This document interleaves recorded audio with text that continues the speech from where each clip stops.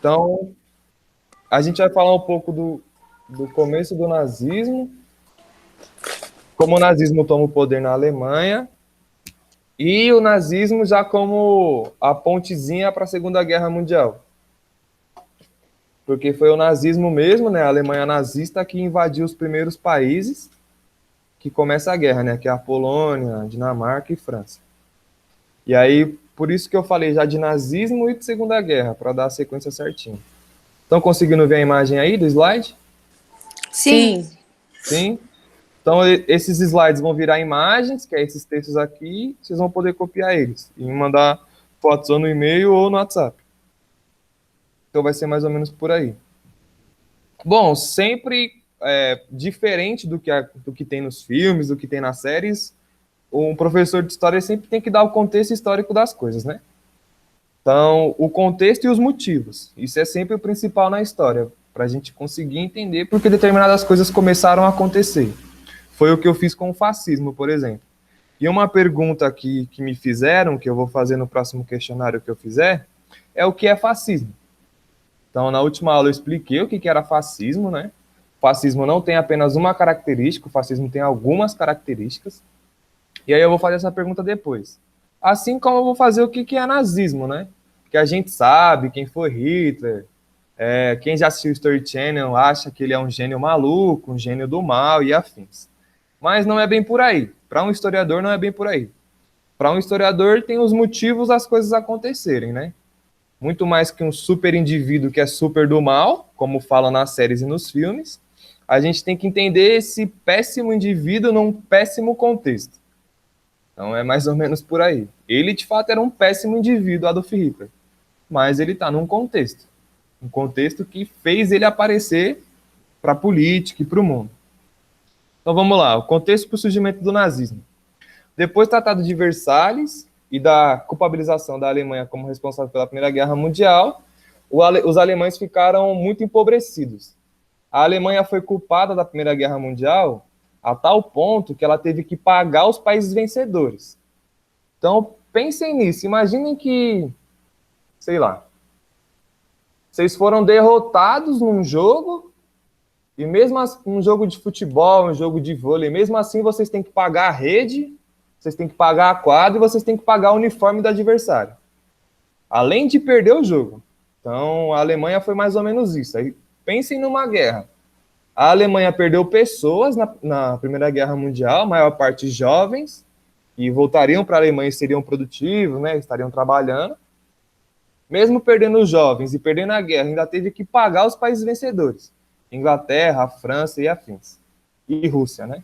Porque a Rússia sai, aí a Rússia faz a revolução e blá, blá, blá.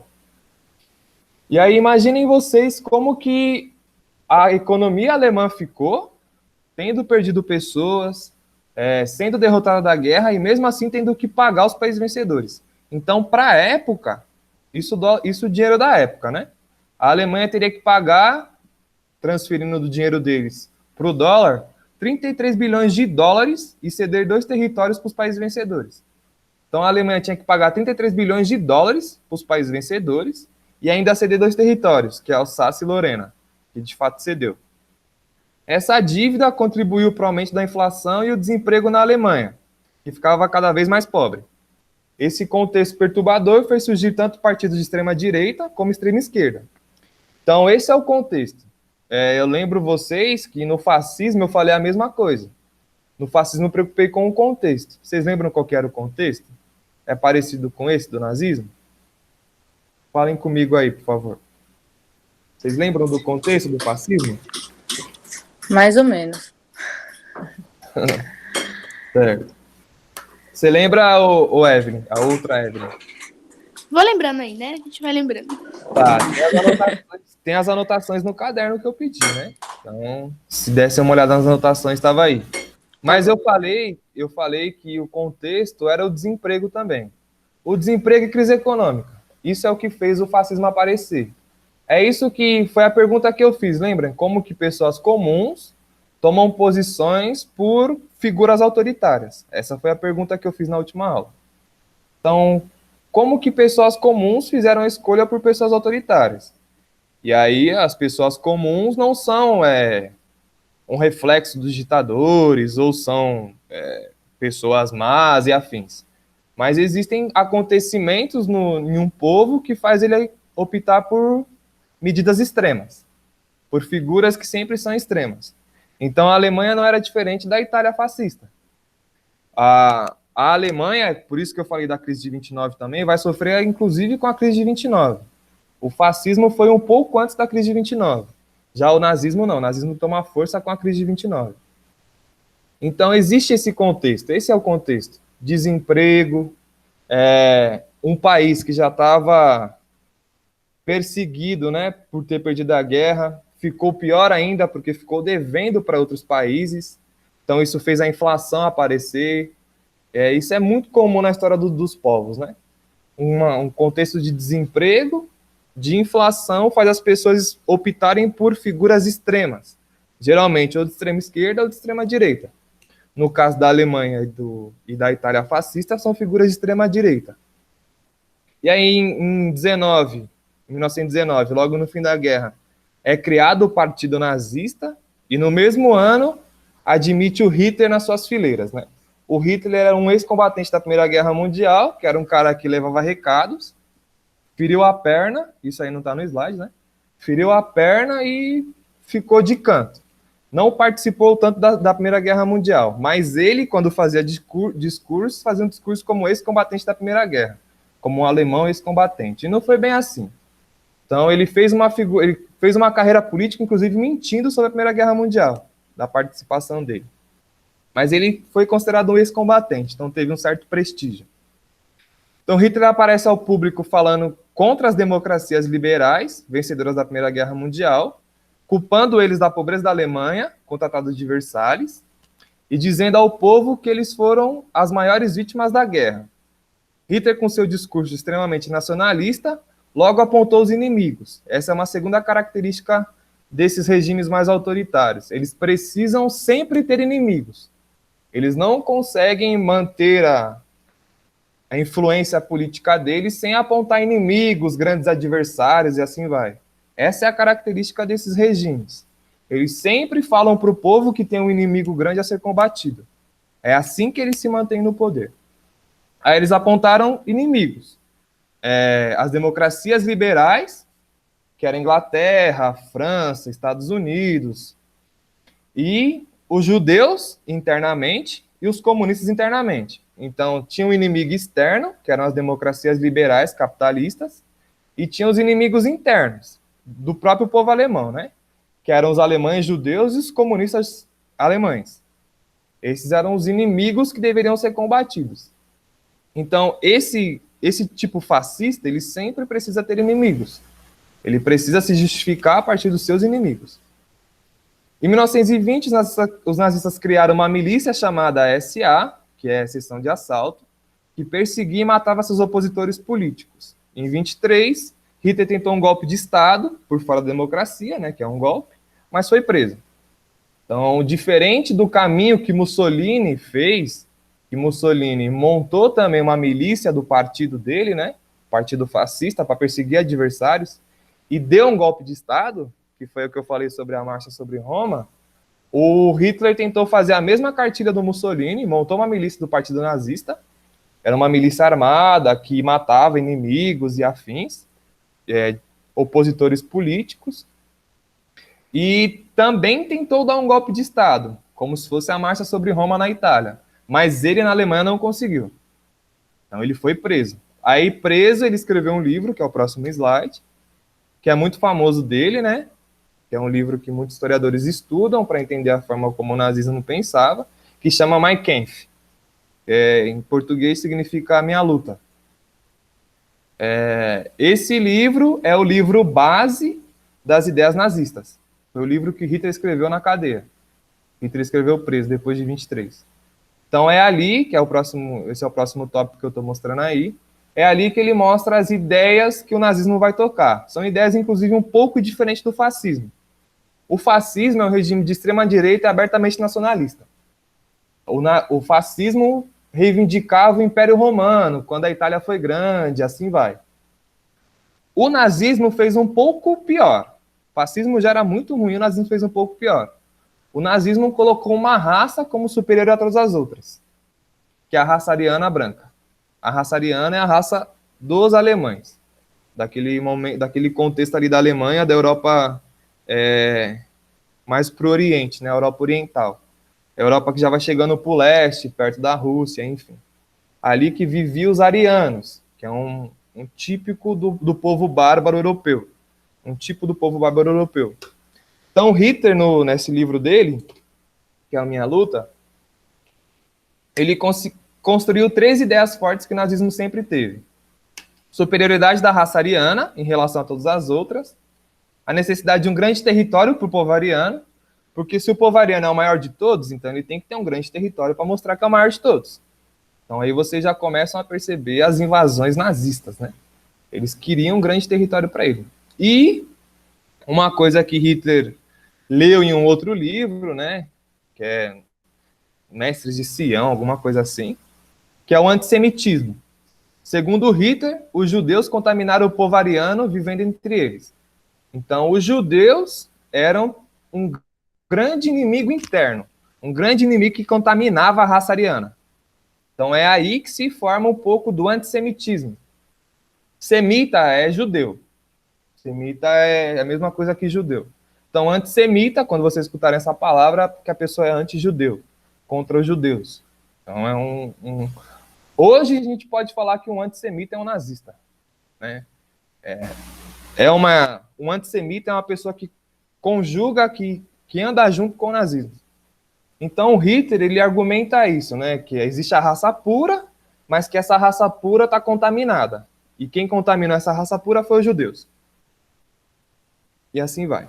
Então, além do nacionalismo de extrema-direita, que é típico do fascismo, um culto do próprio povo, bababá, apresentar sempre inimigos externos, que é uma característica muito forte do fascismo, ainda o nazismo teve essa diferença.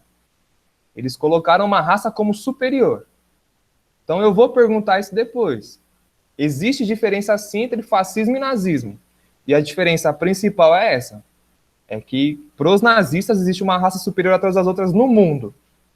E aí, vocês já tiveram, ano passado, aula sobre o darwinismo social, que é no século XIX, com o professor de história de vocês?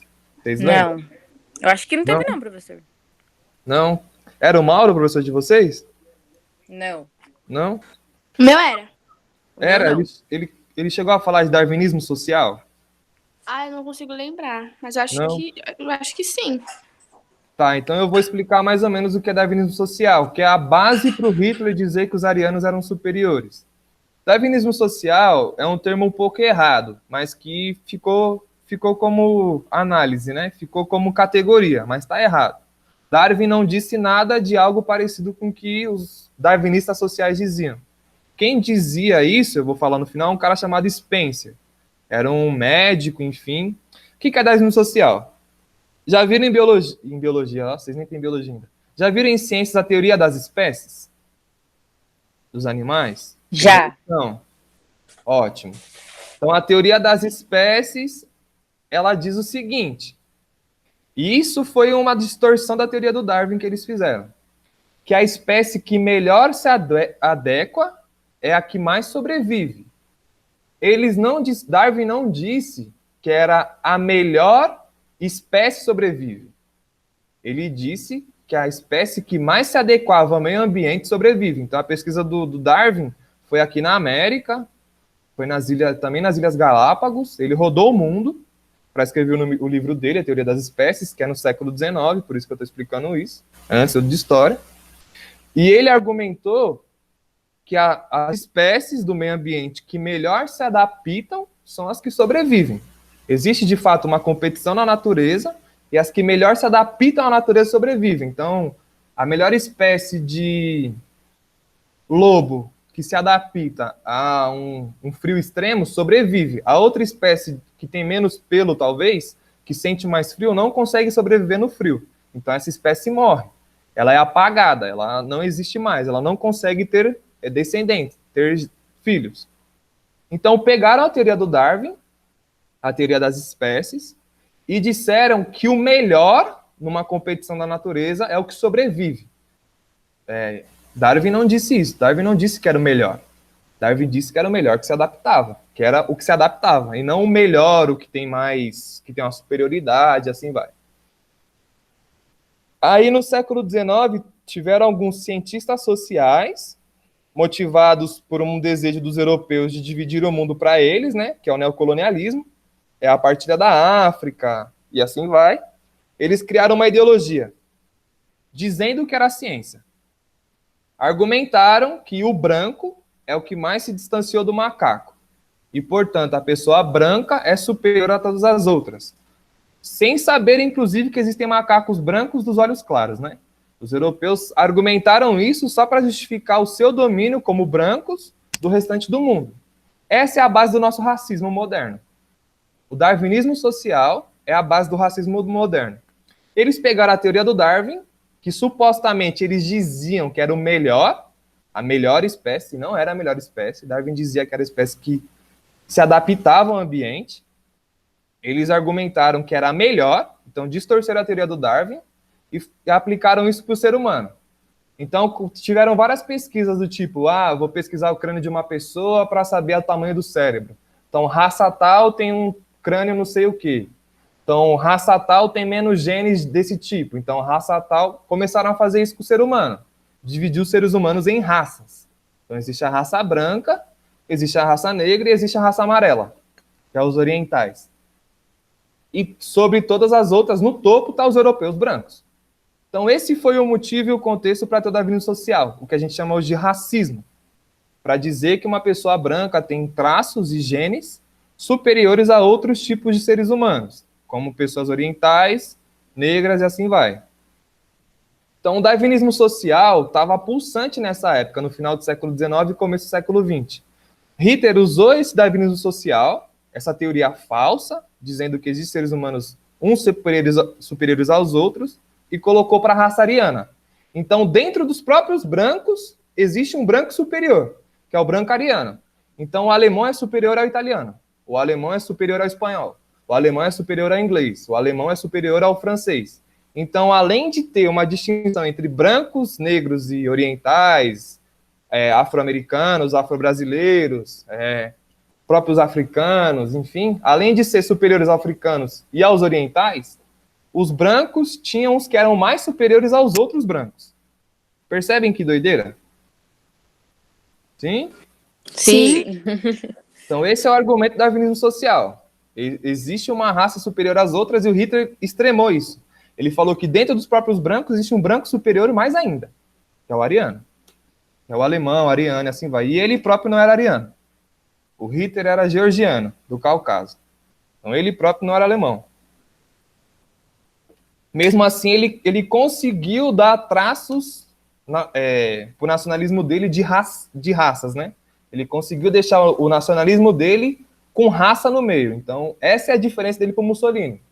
O Mussolini dizia, sim, que o italiano é um povo eleito, que o italiano tem que ser grande de novo, e assim vai. Mas o Mussolini não teve tanto esses argumentos de raça. Ele não criou tanto esses argumentos de raça.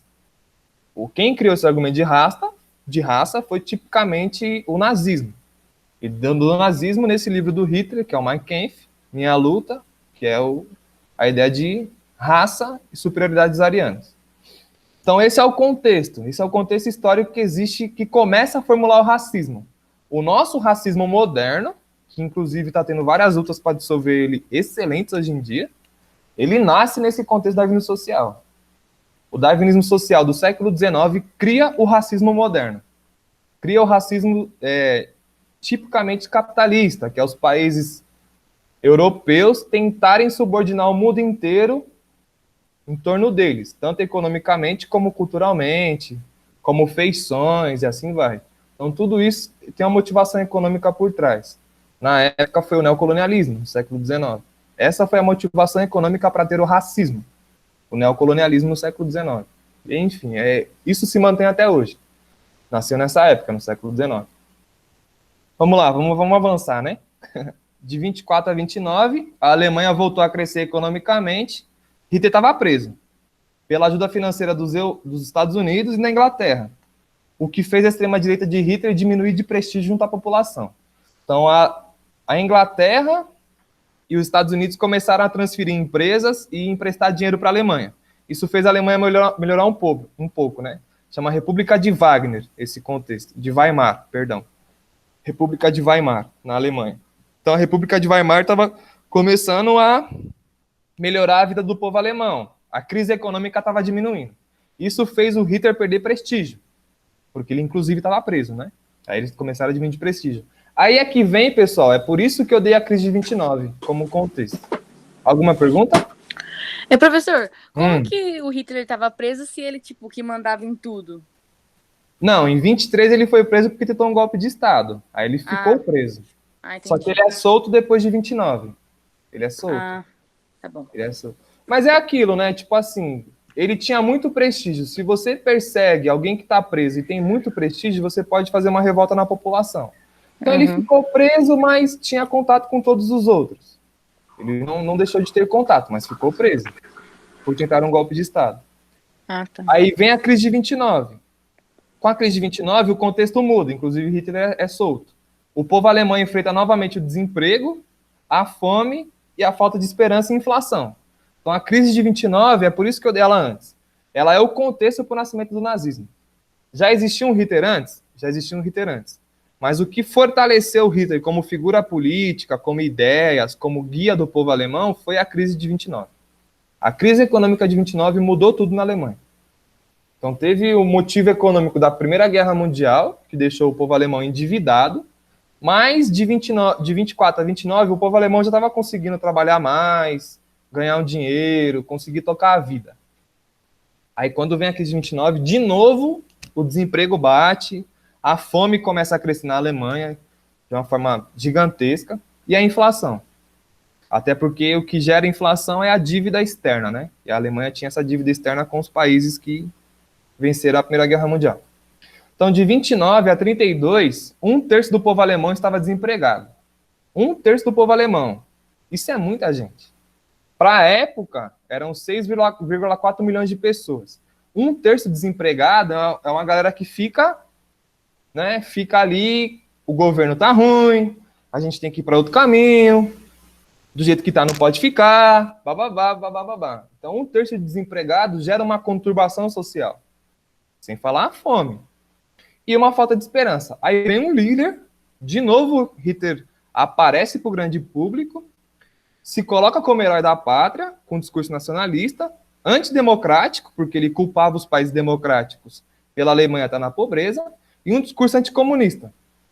Tudo isso nesse contexto difícil da Alemanha. Então é aí que Hitler, de fato, começa a chegar ao poder, depois da crise de 29, depois da desesperança do povo alemão.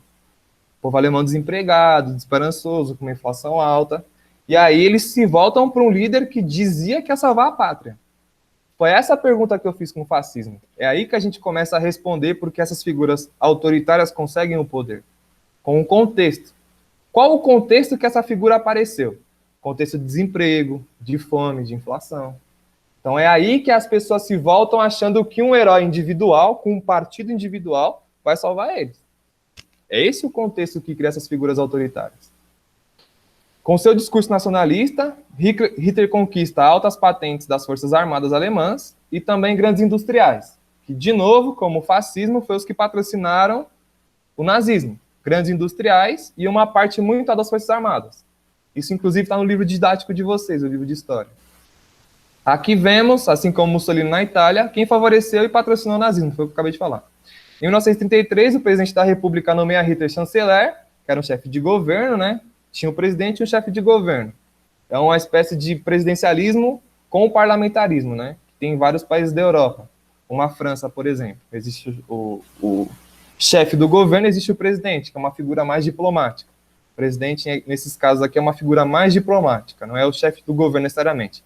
É uma figura que lida com os países externos, é uma figura diplomática. Quem lida com o governo é o chanceler, e no caso foi o Hitler em 1933.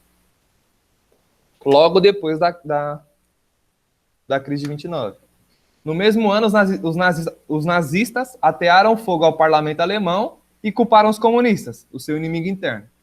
O que fez ter novas eleições e os nazistas saltarem de 3% dos votos para o parlamento para 44%.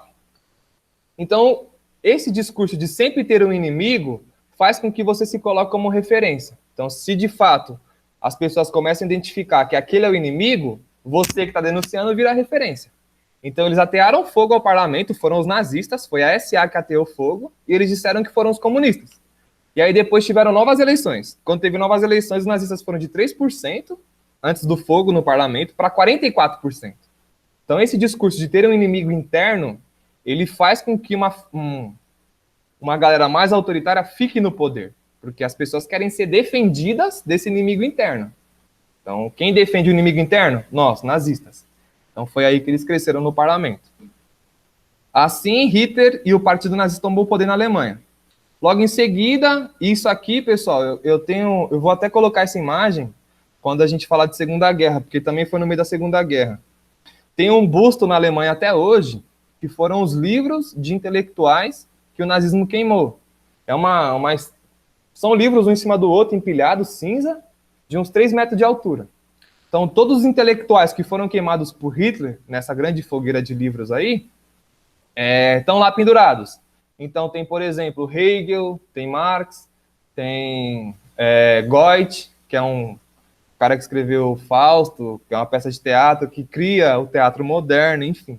Então, todos os intelectuais que Hitler perseguia e dizia que era inimigo da Alemanha, eles queimaram. E hoje os alemães fizeram um busto, uma baita estátua desses livros, que é para os alemães lembrarem que queimar livros ou perseguir ideias de livros faz mal para um povo. Então, o povo, mesmo que não goste das ideias, tem que lê-las, para conhecer, para entender, mas que não goste, que faça avaliação. É muito melhor do que queimar o livro, do que perseguir uma ideia. Aí ele queimou livros, tem essa imagem, eu vou colocar na outra aula de Segunda Guerra. Fechou jornais, fechou sindicatos de trabalhadores, igualzinho na Itália fascista, do mesmo jeito. Dissolveu partidos opositores, demitiu democratas e comunistas de seus empregos públicos e começou a perseguição de judeus. Então foi aí que começa tudo que a gente conhece dos filmes, das séries, do que era a Alemanha nazista. Em 1933 é criada a polícia secreta, quando o Hitler está no governo, chama Gestapo, para perseguir judeus, comunistas e demais opositores com a inteligência do Estado alemão.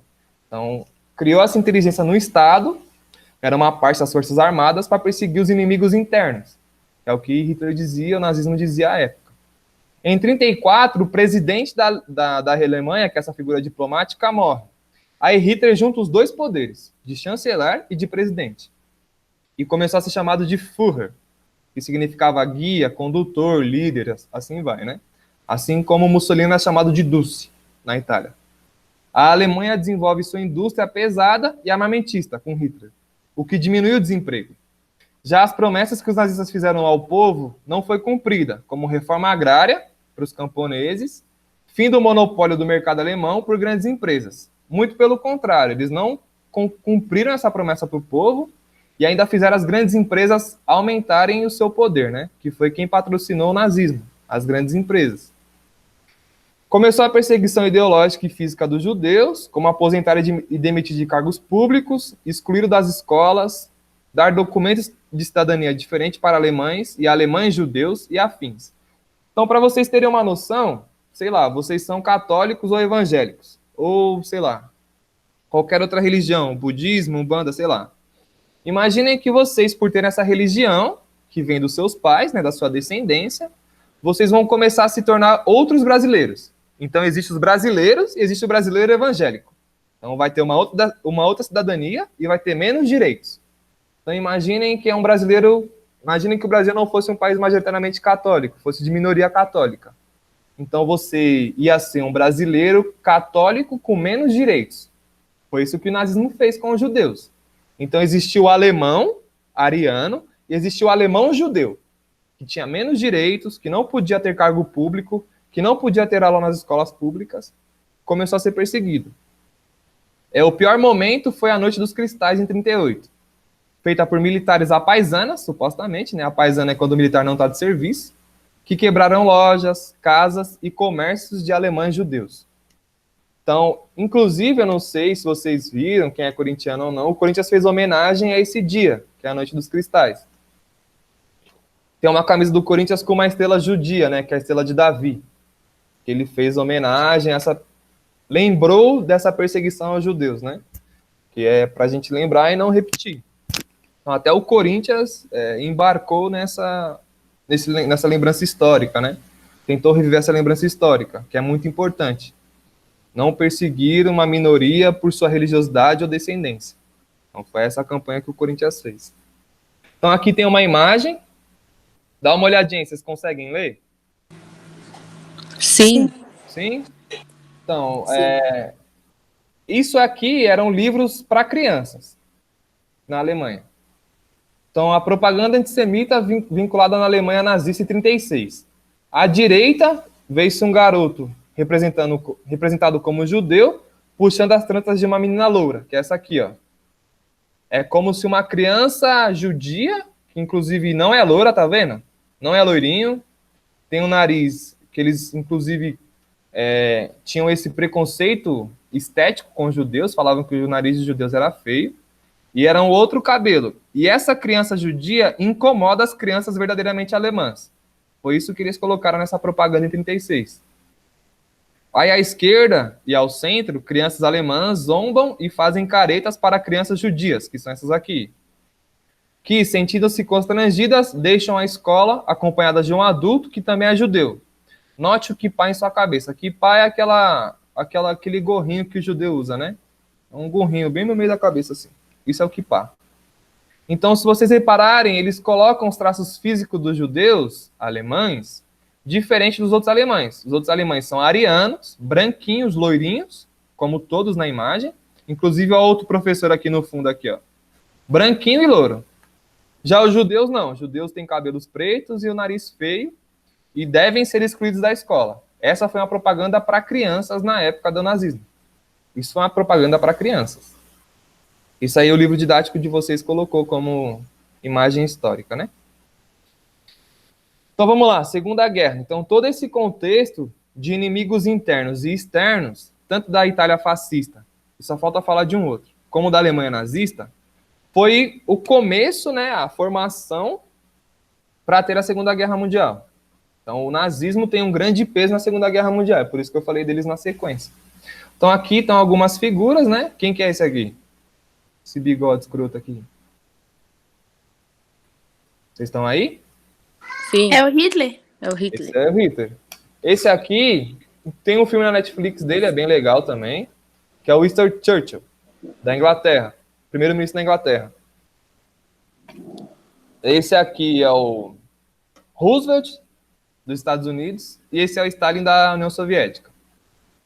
Esse aqui me parece que era o imperador japonês, mas eu não estou seguro. Esse aqui era o imperador do Japão. O imperador do Japão, depois da Primeira Guerra Mundial, ele abdica do cargo, né? Enfim. Então tem esses dois países que favorecem a Segunda Guerra Mundial, que colocam os inimigos e querem uma revanche da Primeira Guerra, que é a Alemanha nazista e a Itália fascista. Mas também tem um outro. É por isso que é a Segunda Guerra Mundial, porque senão seria a guerra entre europeus, né? Se a gente ficasse só de Itália nazista e Alemanha fascista atacando os outros europeus, seria uma guerra na Europa. Não seria a Segunda Guerra Mundial. Foi Segunda Guerra Mundial porque o Japão imperial, o Japão também fascista, que é uma bandeirinha do sol, atacou a China e atacou a Coreia. Então é por isso que a guerra é mundial, porque tem Alemanha, Itália e Japão, que é no Oriente. E aí depois vem Estados Unidos, que é a América, e aí começa o negócio todo, e o Brasil com Getúlio Vargas também, e eu vou falar disso depois. Pessoal, agora outra pergunta para vocês participarem. Depois de a gente ver Itália fascista e Alemanha nazista, eu faço a pergunta: por que os povos fazem guerra? O que vocês acham? Participem aí. Por que os povos fazem guerra?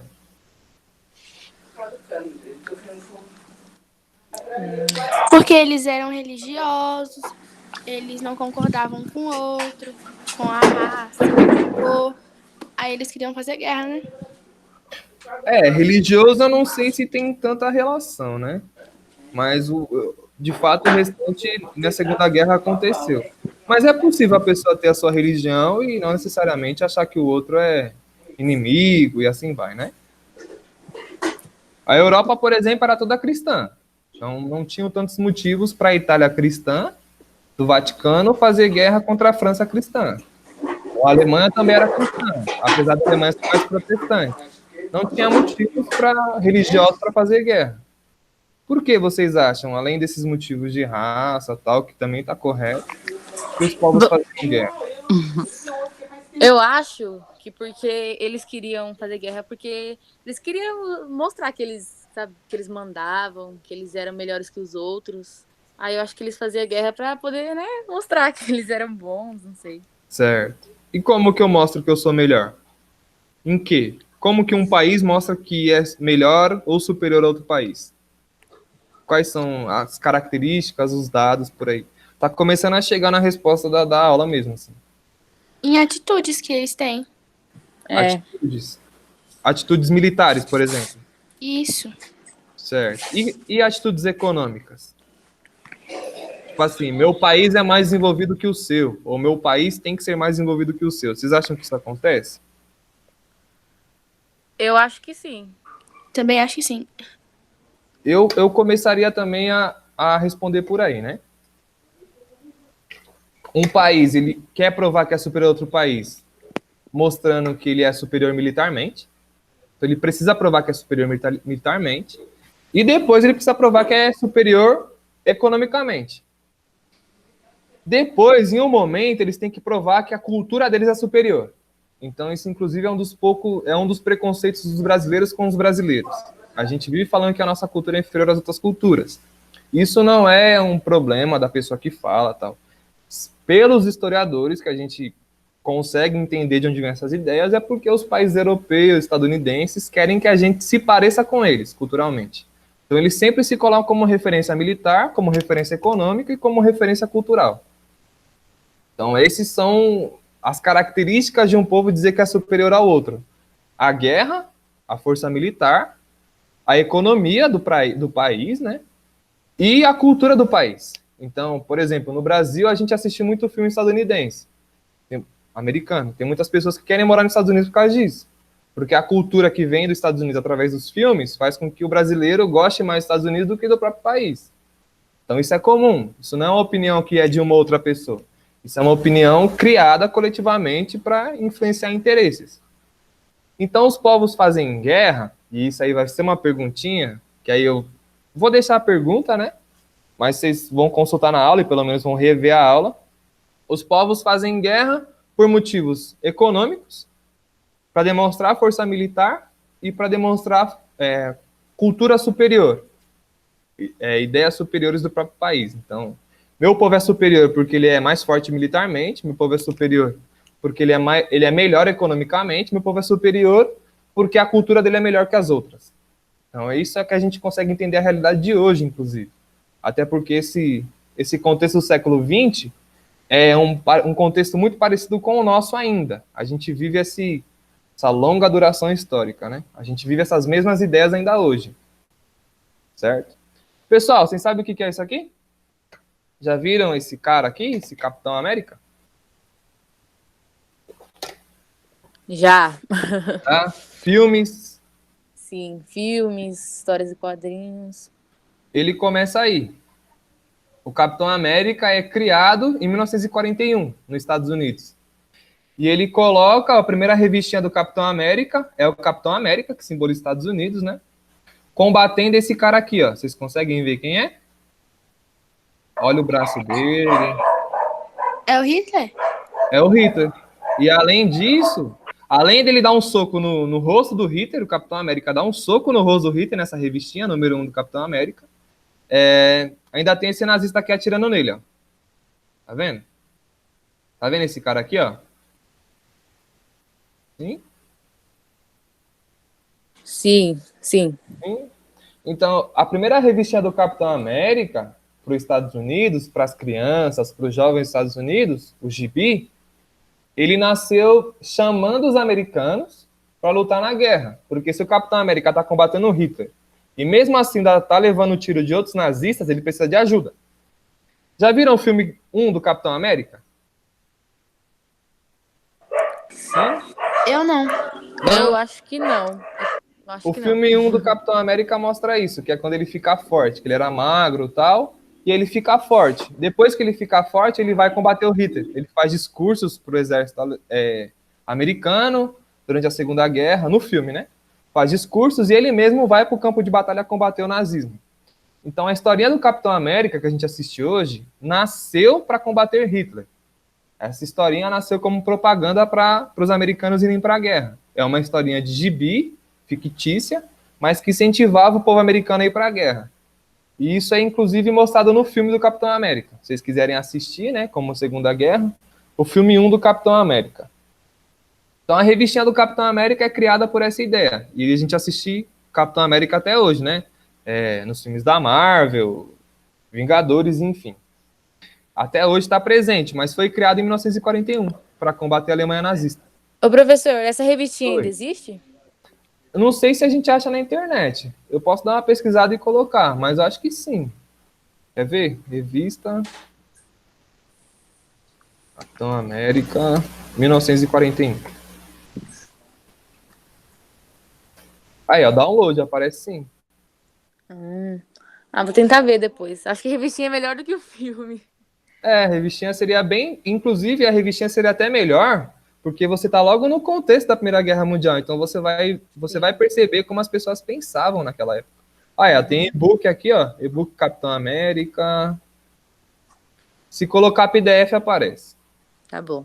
Eu coloquei assim, ó. Revista Capitão América, 1941. PDF. Aí tem sim. PDF Capitão América versus Hitler. O antinazismo nas histórias. Aí tem artigos acadêmicos sobre a revistinha. Enfim. Certo? Então essa historinha, o Capitão América, essa historinha dele nasceu para combater o nazismo. É aí que o Capitão América surge. Aí as perguntas que tá aqui é as perguntas da apostila, é uma imagem da apostila. Você conhece esse personagem? Quem é o herói? Quem é o herói no caso? É Hitler ou Capitão América? Capitão América. Uhum.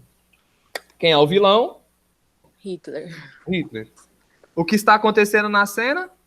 É ele combatendo o nazismo. Certo? Isso. Então essa revistinha nasceu nessa época. Aí, pessoal, já deu certinho. Antes de me aprofundar para a Segunda Guerra Mundial, eu vou falar de novo os motivos. Sempre a gente se preocupa com o contexto, sempre a gente se preocupa com os motivos, para aí sim a gente entender como as pessoas agiram, como a guerra aconteceu. Então, quais foram os motivos para a guerra? Ressentimento da Alemanha contra o Tratado de Versalhes, foi o que eu falei antes. Desejo expansionista. Então, quando Hitler escreveu no livro dele que o povo alemão era superior a todos os outros povos, e que o povo alemão precisava de um território tão grande quanto o povo alemão, ele fez os alemães sentirem um desejo de se expandir como território. Seria, por exemplo, o Brasil, que já é grande, querer chegar no Chile, chegar no Pacífico. Então a gente ia se expandir até chegar no Pacífico, a gente ia se expandir até chegar no México, porque o povo brasileiro é muito grande, tem que ter um território grande como ele próprio, como ele é grande. Então, além da raça ser superior, a raça precisava de um território grande, porque era uma raça superior. Para isso, os arianos deveriam dominar o leste da Europa, que é uma ideia de neocolonização da União Soviética. Então eu tentei achar aqui, e eu achei de fato o discurso, que o Hitler fala contra a União Soviética, porque Hitler queria que a Alemanha se expandisse para dominar a União Soviética inteira. A União Soviética era a Ucrânia, eles conseguem dominar a Ucrânia, e depois Moscou, Stalingrado, e assim vai. Leningrado, e assim vai. Eles queriam dominar, primeiro, porque a União Soviética tinha muito petróleo. Segundo, a União Soviética tem muito minério de ferro. Tinha, né, muito minério de ferro. E terceiro, porque a União Soviética tem muito gás natural. Quem dá o gás natural que aquece as casas da Europa é a Rússia até hoje. E a antiga União Soviética na época. Então, todo o gás que um lugar frio como a Europa precisa para se esquentar, então se esquentar em casa, cozinhar assim, vem da Rússia. Então, os alemães, né, Hitler, o nazismo alemão, argumentava que eles tinham que invadir a União Soviética. Primeiro porque, aí eu vou mostrar o vídeo, eles odiavam comunistas, porque a União Soviética era uma nação comunista. E segundo, porque a União Soviética era um povo inferior ao povo ariano. E era um povo inferior que tinha muitas riquezas. Então, se é um povo inferior que tem muitas riquezas, eu vou lá e domino esse povo. Porque ele não sabe usufruir das riquezas. Porque ele não sabe como cuidar das próprias riquezas. Então, eu vou lá e vou invadir esse país e vou explorar esse país economicamente para mim. Essa era a ideia da Alemanha. Então, eu vou colocar o discurso do Hitler na época para vocês aqui. Deixa eu só parar a transmissão. Eu só achei ele aqui numa tradução no Facebook, numa página de história.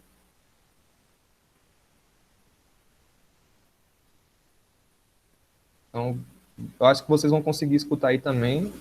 O discurso dele vai ser a voz do Hitler, só que ele está legendado. Então, quando aparecer, vocês me avisam, por favor, que eu já estou aqui na aba, tá? Apareceu aí? O vídeo? Não. Não? Apareceu o quê? Ah, apareceu um vídeo do YouTube, né? Não, apareceu um R só. Uma fotinha de um R. Bom. Tá cinza.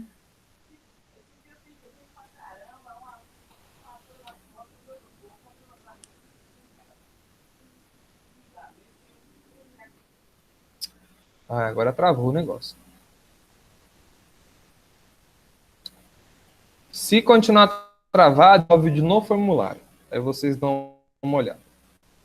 Se não der certo aqui. E aí tem um vídeo que eu vou mostrar do final da guerra, quando a União Soviética toma Berlim, né? E vence o nazismo. Aí é uma imagem que os caras fizeram bem no calor do momento, assim. Espera aí. O bichinho gritava um pouco, velho. Acho que agora vai.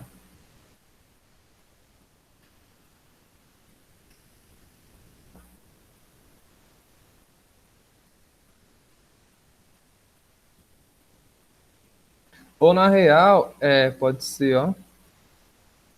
Pode ser. Tá aparecendo? Não. Não. Não tá aparecendo. Agora Nenhum sim. vídeo? Agora foi. Foi. Foi? Então. Aí esse é o discurso do Hitler falando contra a União Soviética. Que ele queria invadir a União Soviética.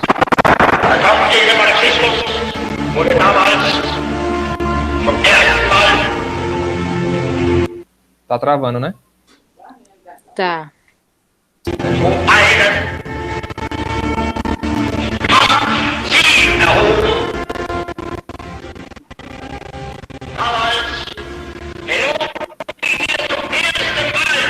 Olha os discursos de guerra.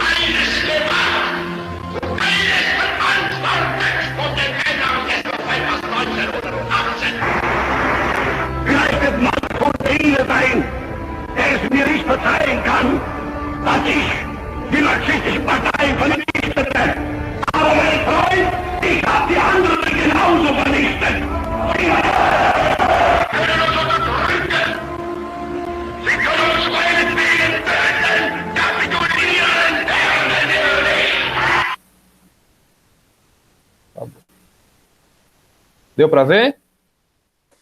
Sim. O que vocês acharam? O que vocês perceberam do discurso? Professor, eu não entendi muita coisa, não. Não. ele foi falando dos inimigos de um modo geral. Então, ele fala contra a democracia, ele fala contra a França, contra os democratas, que era a França. A França, inclusive, é o lugar da Revolução Democrática, tal, a Revolução Francesa. E aí ele fala contra a França, fala contra a Inglaterra. Depois ele fala contra a União Soviética, que a União Soviética tem mais riquezas e conexões internacionais que a Alemanha. Então, esse era o foco dele. As riquezas da União Soviética, foi por isso que eu passei o vídeo, e as conexões internacionais, porque a União Soviética, a Rússia, né, ela é um país europeu, que ao mesmo tempo é um país oriental. Então, a Rússia ela é um pedaço europeu, no leste da Europa, e no sudeste dela, aqui mais para baixo, ela faz divisa com a China. Então, eles tinham conexões internacionais e muita riqueza. Quando eu falo do Japão, vocês vão ver que o interesse do Japão era a Manchúria, que é um lugar, inclusive, perto da Rússia, da União Soviética. Então, ele fala contra esses inimigos e fala que é a riqueza desses inimigos para o alemão. Então, era esses motivos para a Alemanha invadir outros países. Tanto a França, que era um inimigo que fez a Alemanha ficar pobre na Primeira Guerra Mundial, e eles conseguem invadir a Alemanha. Inclusive, a Mona Lisa foi escondida dele, porque ele estava doido para ficar com a Mona Lisa, do Da Vinci, e a Mona Lisa é escondida dele, fizeram muito bem, inclusive. E aí ele coloca 70% das Forças Armadas nazistas na guerra contra a União Soviética. 70%, isso é muita coisa. Um país atacar outro país com 70% do seu efetivo numa guerra é muita coisa. Então eles estavam realmente querendo acabar com a União Soviética e ter o território da União Soviética. Primeiro, por serem anticomunistas, porque a União Soviética era comunista, e segundo, pelas riquezas da União Soviética e pelos contatos internacionais, que é ao mesmo tempo você ser Europa e ao mesmo tempo você ser Ásia. Essa era a União Soviética e a Rússia ainda hoje. Então, falei de nazismo, vamos lá para a Itália, os motivos da Itália fazer a guerra. A Itália fascista acusava a Inglaterra de não dar a parte, a Inglaterra e a França, da Itália na vitória da Primeira Guerra. Então, a Itália estava com problemas de emprego, estava com problemas econômicos, porque a França e a Inglaterra não deram as partes econômicas dela da Primeira Guerra Mundial. Então, esse é o motivo da Itália, fascista, supostamente. O Japão, ele tinha um regime muito centralizado e autoritário, com o imperador. O Japão tem imperador até hoje. Mas a época era uma espécie de tentativa de parlamentarismo com o imperador, que nem a Inglaterra, mas não deu muito certo. Aí o Japão concentrou mais poderes no imperador e montou uma outra bandeira, que é a bandeira do sol nascente, que é um solzinho lá, enfim. É o símbolo do Japão fascista, que também queria que os japoneses fossem superiores aos outros povos da Ásia. E o principal povo que eles queriam subordinar, e eles brigam até hoje por causa disso, é a China. Então, a briga da China e do Japão é até hoje.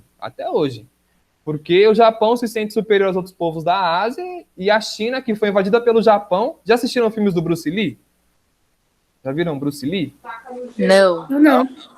Todos os filmes do Bruce Lee, que ele é chinês, é contra o Japão. É contra os samurais, é contra o karatê. O Bruce Lee fazia Kung Fu. Então, o Bruce Lee é chinês e ele era contra o japonês o tempo todo, por causa dessa guerra. A Segunda Guerra Mundial e a invasão do Japão na China. Porque a China tinha muitas riquezas na Manchúria. Então, a China ela tem lítio, ela tem petróleo, a China tem ferro também. Ela tinha algumas terras que à época ainda eram agricultáveis, né, mais, quando eles tinham 400 milhões de pessoas, né, em 1943. Hoje a China tem mais de 1 bilhão. Então, o Japão estava com interesses nessas terras. E aí o Japão invade a China.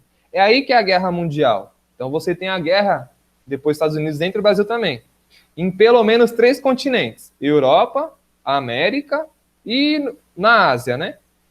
Depois de um tempo, a Itália invade a Etiópia. E aí a África entra na Segunda Guerra Mundial também. Então, já quase todos os continentes da Terra ficaram nessa guerra. Por isso que é a Guerra Mundial.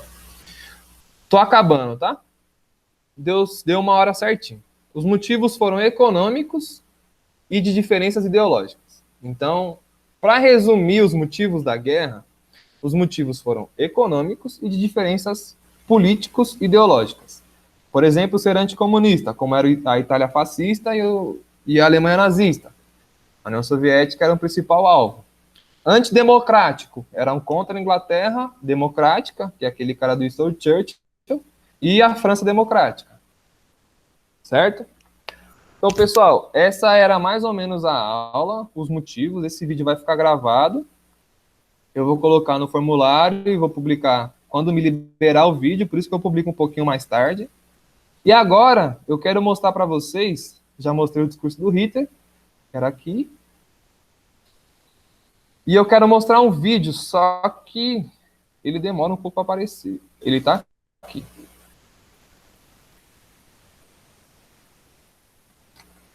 Um vídeo de como a Alemanha ficou no final da Segunda Guerra Mundial. Como que a cidade de Berlim ficou totalmente devastada.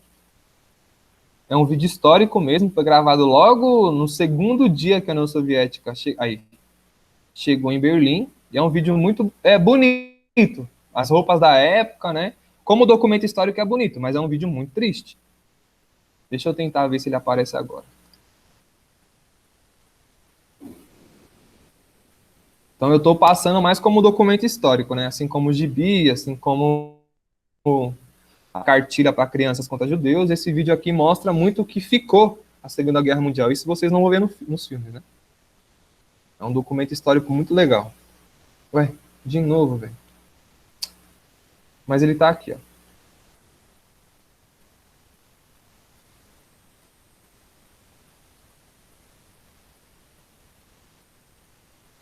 Dois minutinhos, ele é 7 minutos, mas eu vou passar só uns 2 minutinhos para vocês terem uma noção.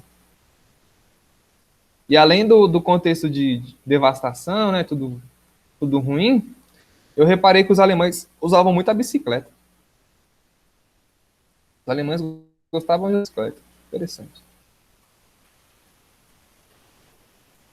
Tá carregando.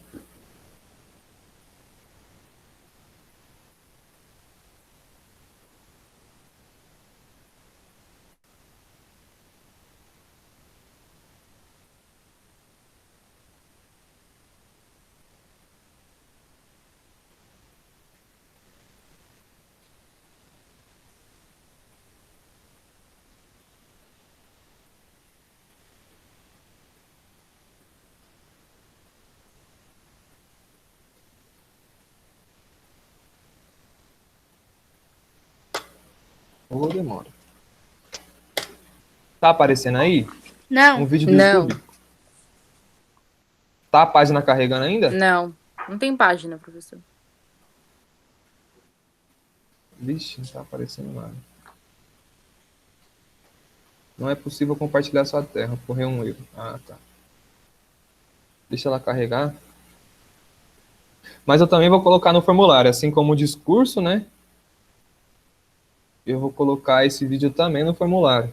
Que é como ficou a Alemanha depois da Segunda Guerra Mundial. É uma imagem que está em ótima qualidade e colorizado, né? Colorizaram a imagem, que é uma tecnologia que estão fazendo hoje em dia. Fotos em preto e branco, filmes em preto e branco, imagens em preto e branco, os caras estão conseguindo colorizar. Deixar com as cores da época mesmo.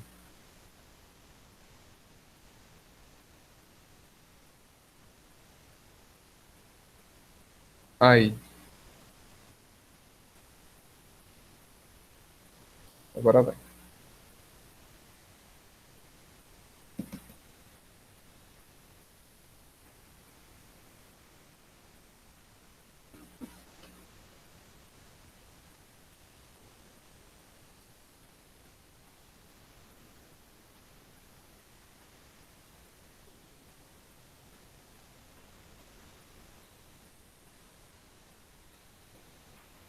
Não, não é isso não. Oh. Ah, difícil.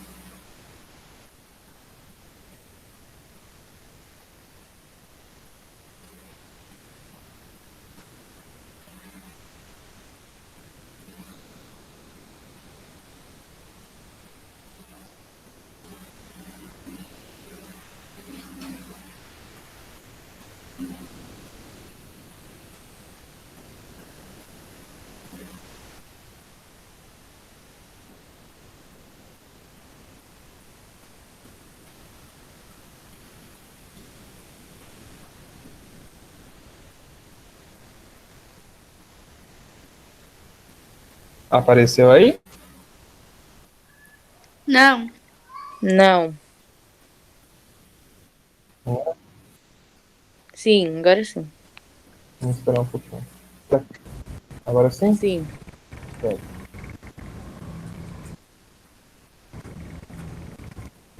Então, esse é o vídeo, aí colocaram um som depois, mas reparem como ficou a cidade, ó.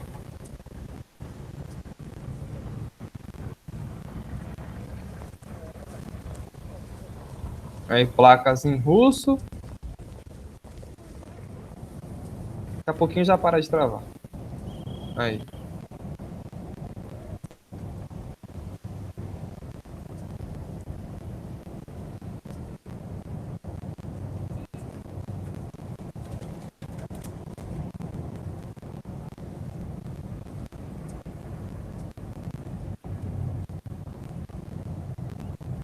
Aí a União Soviética mostrando o líder deles e bababá.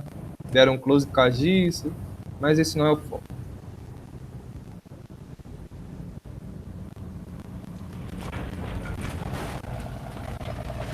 Reparem nos prédios, ó.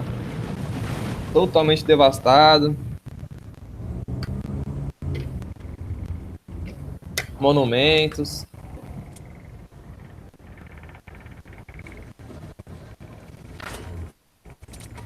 De novo, liderança. Eles estão gravando em cima de um carro. Estão andando pela cidade em cima de um carro. Aí, carros. Então esse é um vídeo histórico muito legal, assim. Quem quiser ver como que era aquela época, 1945, e ver como ficou, é um vídeo interessante. Aí são as pessoas reconstruindo, né? Começando a tirar os escombros da Segunda Guerra Mundial. Essa é a Alemanha, essa é Berlim. Então, muita bicicleta, muita bicicleta. Aí são alguns lugares históricos da Alemanha, né? Totalmente devastados. Aí o Exército Vermelho, que foi o que conquistou Berlim. Hitler se suicida quando a União Soviética entra em Berlim. Aí começam as coisas a dizer que Hitler nunca morreu, que ele veio para a Argentina e blá, blá, blá, e tem umas bizarrices assim. Mas ele cometeu suicídio. Eu vou falar da União Soviética, vou falar do dia D, que foi quando começou a acabar a guerra. Então isso aí é só para adiantar, para vocês verem as pessoas da época, o que elas fizeram e como que a cidade ficou. Então é para a gente se colocar mesmo no lugar das pessoas. O que uma guerra faz com um país, o que ideias autoritárias, a gente tem que tomar muito cuidado, podem fazer com a população inteira, com o povo inteiro, né? Isso é uma boa memória histórica, né? Saber os erros do passado para não voltar a repeti-los. Aí os alemães.